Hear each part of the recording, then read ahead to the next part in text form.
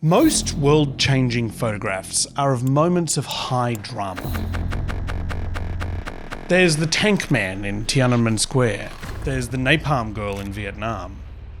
And there's this. This picture was taken by American soldiers on duty inside Abu Ghraib prison near Baghdad. The prisoner, hooded, standing on a box with wires attached to his hands. He was told that if he fell from the box, he'd be electrocuted. But I'd argue that a photograph of 3 smiling people taken in London in 2001 belongs on that list too.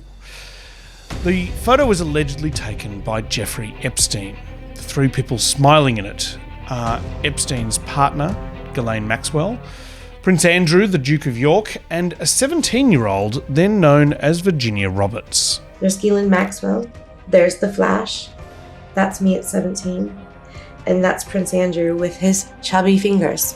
Virginia told 60 Minutes on Channel 9 about the day that photo was taken. The photo was taken off of one of my small yellow Kodak, the old disposable photos before we all had iPhones. So it was taken off of that. She developed the photo when she returned home to Florida and then took it with her when she moved to Australia in 2005. For 6 years, the one and only copy of this photo sat in an envelope on her bookcase at her home, right up until she showed it to a reporter from the UK tabloid The Daily Mail. The reporter had contacted her asking if she had anything she might like to say about Jeffrey Epstein. It turns out she did.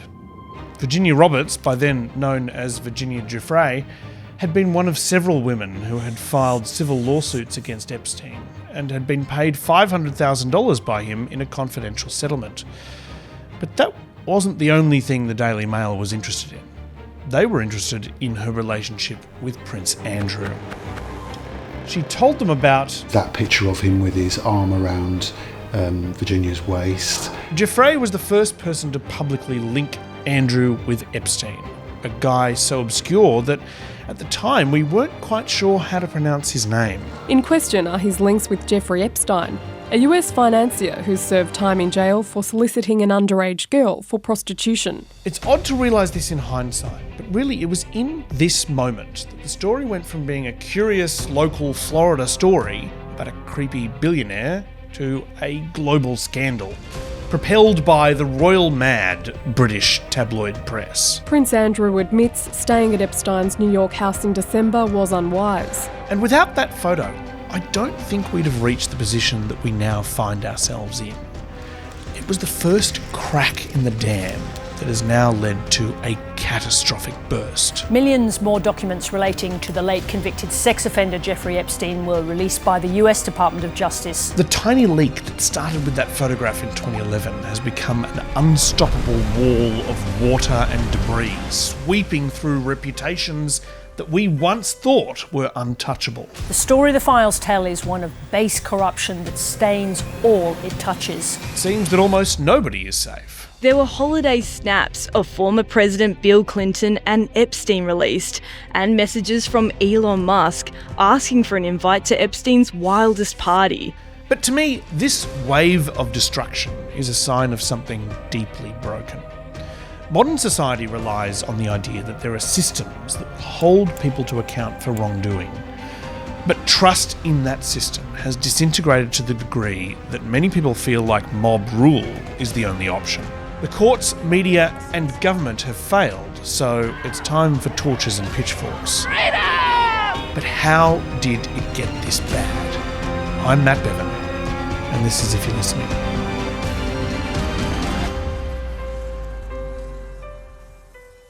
So this photo, the world first saw it in 2011 when it was published alongside Virginia Giuffre's sexual assault allegations against Andrew, Maxwell, and Epstein. But after its release, 5 years went by and nothing really seemed to happen. Prince Andrew now has to live with an allegation he's denied while he continues his work as a senior royal. There was no sign of any criminal investigation into the allegations. Thankfully, Russian state media was here to help. What do you know about Russia today? We begin with a story of sex slaves, underage girls, a billionaire, murder, a prince, and at least one former U.S. president. Ben Swan, a conspiracy theorist with TV host Good Looks, was on the Russian payroll and all over this story. There have been more than 40 women who have come forward with claims that Epstein not only abused them, but shared them with his famous and powerful friends. It's important to note here that even when this story was rumbling around in 2015, most people had no idea who Jeffrey Epstein was. We're going to be looking at some of that today. Even Alex Jones, the conspiracy theorist from InfoWars, seemed not to have ever heard of him. The allegation names multimillionaire financier Jeffrey Epstein, who was also convicted of soliciting sex with an underage girl. But Jones, Swan et al. Weren't interested in Epstein, or whatever his name is. They were interested in those famous and powerful friends. What has been the biggest scandal in the UK since World War II has now come to the US, and it may involve former President Bill Clinton. This story bounced around conservative conspiracy websites throughout 2015 and 16. Go to conservativedailypost.com and the story is there and you can verify it. But when you do actually go and try and verify it, you quickly find yourself following links to the online message board 4chan. If you haven't heard of 4chan before, consider yourself lucky. It's essentially just an unregulated website where anyone can post anything anonymously. It's very much like a Facebook group, except everyone's anonymous. There's no names. As a result, the website hosts everything, from memes and edgy political takes to death threats and child abuse material that largely goes unchecked. The site has featured menacing material in the past, often difficult to trace. Not everything there is malicious. Sometimes people post classified documents there. The secret document from the Defence Intelligence Organisation was posted on a file-sharing site known as 4chan. And sometimes they just make up fake secret information just to see how the police and media is going to react. It's difficult to tell on there unless you're a very heavy user what's real and what's just being done for the lols. I don't trust the general public's ability to identify fake news, real news. A story, for instance, about a billionaire pedophile with connections to the royal family and the Clintons and a private island is just the type of fake news that would be made up for lols on 4chan. But in 2016, that exact story happened to be real news. And the right-wing corners of the internet went bananas for it. This is huge in that we appear to have an entire government that is involved in a child sex trafficking ring. Who knows if this is true, but my gosh, Paul, just the firestorm of pedophile news. Why the mainstream media isn't reporting this, I do not know, but this is huge. This is my fight song. What the mainstream media was mostly reporting on in 2016 was the fact that giant batches of emails from inside Hillary Clinton's presidential campaign were being leaked online. Thousands and thousands of them. Russia, if you're listening, I hope you're able to find the 30,000 emails. Folks on 4chan started combing through them to see what they could find, and then they started mixing what they found with the stuff about Epstein, and it quickly created this. Pizzagate is real. The only question is, what exactly is it? Someone on 4chan posted a totally unsourced list of possible words inside the campaign emails that may have a more sinister double meaning, like pizza referring to underage girls. It was entirely nonsense, almost certainly just made up to see if anyone would be stupid enough to buy it. And it turns out that there really were people out there who were that stupid. This story that's been the biggest thing on the internet for several weeks, Pizzagate as it's called, is a rabbit hole that is horrifying to go down. It jumped from 4chan to conspiracy boards across America. A news site published a story alleging that Hillary Clinton and her campaign chairman John Podesta were running a child sex ring out of the Comet Ping Pong Pizza restaurant in Washington, D.C. There were so many conspiracy theorists that were so obsessed with this story that I wouldn't have been surprised if there was like a red string, thumbtack and corkboard shortage at the time. What the hell is this? And you start reading it, there's thousands and thousands and thousands, and you know you're reading something real bad. When asked for evidence that the Clintons had anything to do with child sex trafficking, people referred to stories about Jeffrey Epstein. That photograph of Andrew, Ghislaine and Virginia taken on a disposable camera in 2001, that was proof, surely, of an elite paedophilic cabal, at least to your average internet user. And the fact that no one was being prosecuted for these alleged crimes was just further proof to those conspiracy theorists that it was an elaborate government cover-up. Anyway, next thing you know... The 28-year-old man finally went to the restaurant armed with an assault rifle, a revolver and a shotgun to find and rescue the children. He fired several shots into the restaurant before police arrested him. He reportedly told police that he wanted to self-investigate a conspiracy theory linking that store to a pedophile ring and to Hillary Clinton. Pizzagate was a comparatively small conspiracy, a single slice compared to the extra-large pizza it would eventually become. Users on 4chan watched on as the Pizzagate chaos unfolded, and soon came up with a fun new way of trolling people. The world is currently experiencing a dramatic covert war of biblical proportions.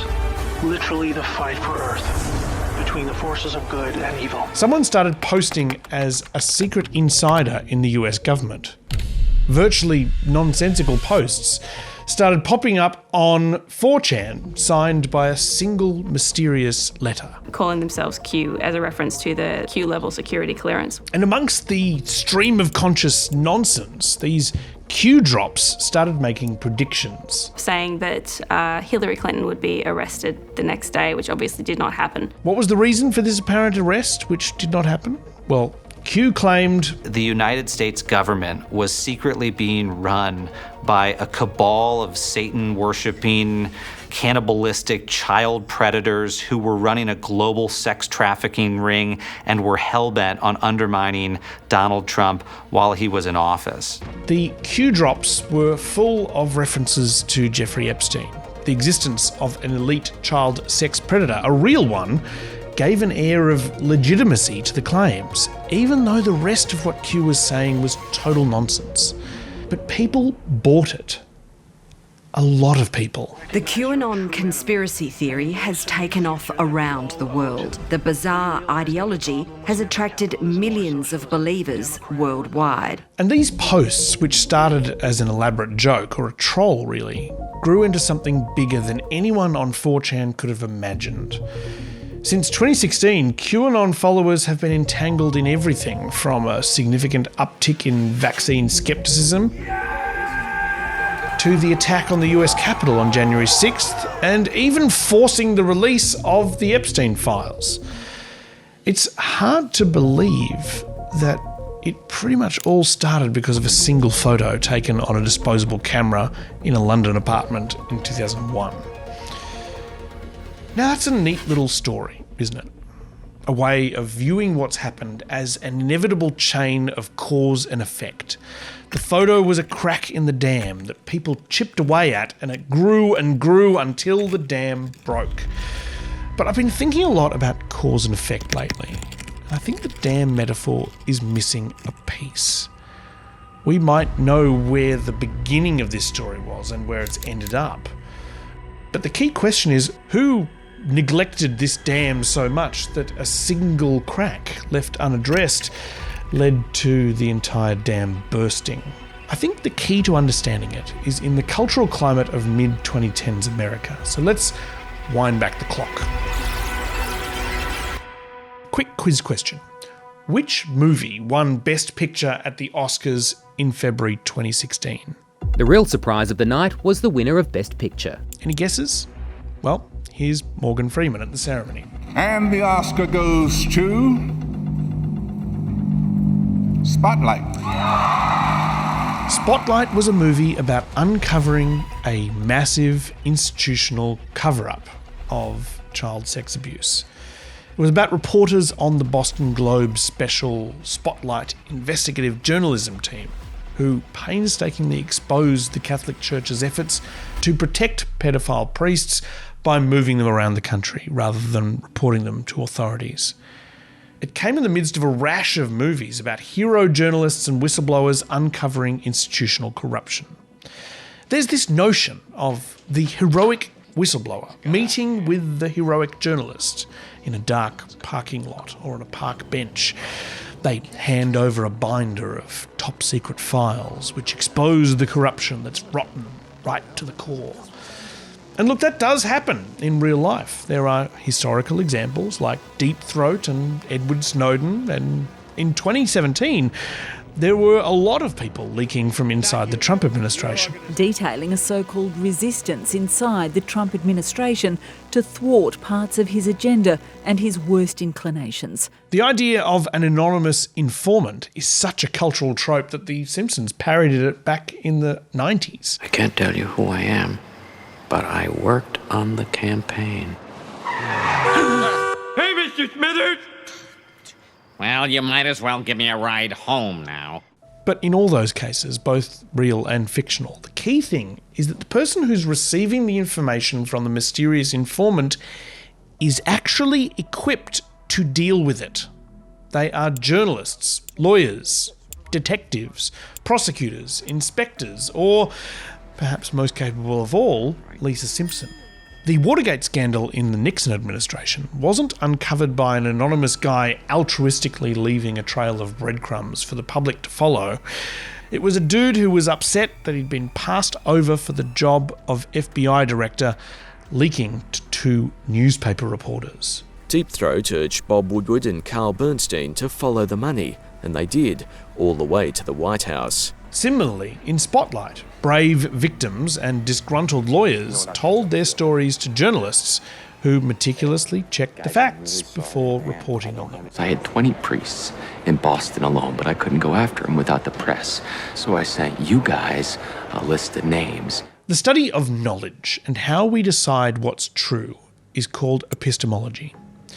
And this is how our modern democratic epistemic system is meant to work in practice. These professionals know how to fact-check information, how to corroborate evidence, how to avoid defaming people, how to protect the identities of victims and deal with very sensitive material in a professional way. As such, institutions like the media, the government, business and organised religion are meant to keep a check on themselves and each other. If something's wrong inside one of those institutions, the system relies on members of that institution working with the media or the justice system to expose the truth. Once all the information has been verified by the people trained to understand it, the story is then published to be read by the public. When things are working as they should, the public is the audience, not the investigator. This is called an epistemic system, a structured method used by institutions to validate and organise knowledge. The epistemic system is the dam that controls the river of information, storing water, treating it, and releasing it when needed. The way the Epstein saga has been brought about, not really by trained professionals, but ultimately by a whole lot of very angry people on the internet, is an indication that the epistemic dam is collapsing. For 20 years, some within the system have certainly tried to shine a light on this story, to use the power they had to hold people like Jeffrey Epstein to account. Reporters like Julie K. Brown at the Miami Herald, for instance, tried to give victims a voice, but struggled against a rot inside the justice system. This is the kind of corruption that isn't necessarily on the books as a crime, but it's corruption of the entire system, that when you have a wealthy man such as Epstein be able to use his money and his influence to manipulate the system the way he did.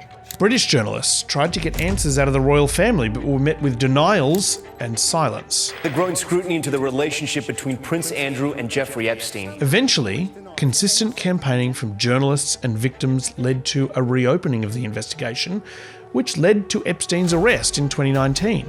Unfortunately, the US government was too incompetent to keep him alive. Victims had to be content with seeing his accomplice Ghislaine Maxwell behind bars. From that point, it seemed, as far as the judiciary and the government was concerned, that was the end of the matter. Justice officials from both the Biden and Trump administrations said there was not enough evidence contained in the files collected during the investigation into Jeffrey Epstein to prosecute anybody else. They also said they had no evidence that Epstein ran a blackmail operation or was an intelligence agent for anyone. But I don't understand why the Jeffrey Epstein case would be of interest to anybody. It's pretty boring stuff. It's sordid, but it's boring. And I don't understand why it keeps going. So, case closed, I guess? Or at least in a functioning system, that would be the end of it. But clearly this is not a functioning system. This whole saga keeps going because nobody believes anything anyone in power says about it. We've arrived at a point where trust in the American epistemic system has eroded to the degree that a large section of the public spent a great deal of time and energy demanding that all of the Epstein files be released so that they can investigate the situation themselves. Nothing should be off limits in the search for truth. You're either on the predator's side or you're not. Now, the question I'm asking isn't whether Epstein's crimes were horrific. They were. But why a system that's meant to protect people failed so badly that millions now feel entitled to tear everything open themselves? And we're seeing that happen in real time. At least 4 YouTubers have filmed themselves sneaking onto Epstein's private island, even though he's dead and it belongs to someone else now. We've not been detected yet, which is surprising. Who are these people, bro? What do you know? Is that Epstein? That's me stepping foot on Jeffrey Epstein's private island, Little St. James. What are you hiding, Epstein? People have spent years poring over court documents, CCTV footage and photos. The government has been bombarded with freedom of information requests for documents it could not legally release. But now, nearly 20 years after Epstein was first arrested, the government has given up trying to satisfy public suspicion. They've declared that clearly nothing they say will satisfy people, so they've released everything that they're allowed to release. 3 million pages, 180,000 images, 2,000 videos made public, further exposing Jeffrey Epstein's web of crime and influence. They include serious claims about other alleged accomplices in his notorious crimes. The government's basically saying, you don't believe our explanation for what happened here, so you figure it out. That's where we are now. The files are out there, in all their horror, minus a few redactions. We shouldn't have ever had to see these files. This is not how the system is meant to work. Everyone Epstein corresponded with for the last 2 decades of his life is now finding their lives put under a microscope. Some may deserve it, some may not. And worst of all, photo evidence has been released without context, and names of victims have been left unredacted, exposing them to even more harm. The justice system has rules to avoid this kind of thing, but the justice system has crumbled under its own weight. It's given way to mob justice. Online, we're already seeing the revival of the Pizzagate conspiracy theory. Our old friend Ben Swan is out there stirring it up. Epstein is Pizzagate. But the other reality it's time to accept, Pizzagate is much more and much bigger than just Jeffrey Epstein.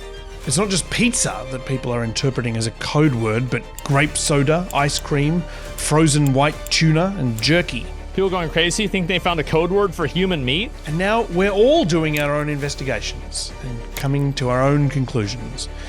We have to, because we're sure not going to trust anyone else's take on this story.